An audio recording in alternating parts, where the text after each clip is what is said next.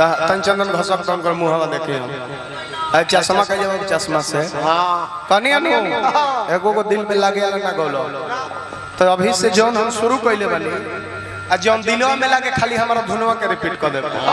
सही बात। अजनबी की बातों का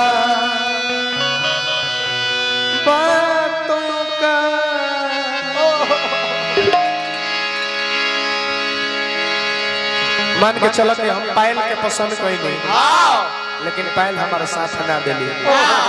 लड़का मजबूर होके का कहता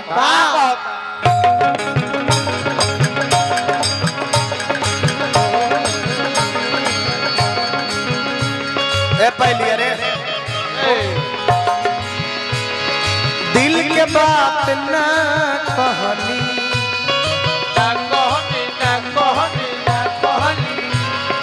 दिल के बात रचना बेतले बढ़ी एक अभी से जौन भी गाना गाए सबके मिजाज वाला ही गाना गाए।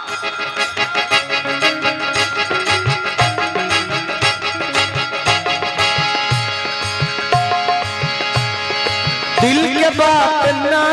कहनी दिल में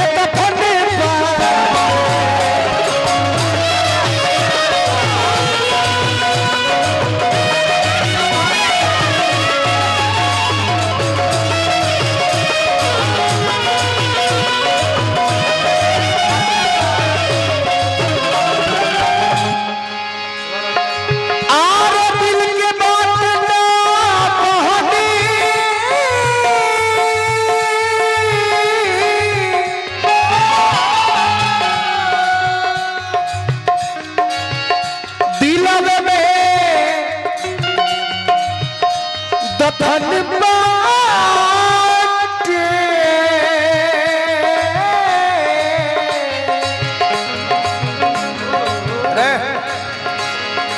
हमारा तू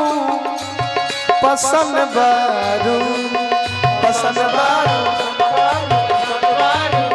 लेकिन तोहरा पसंद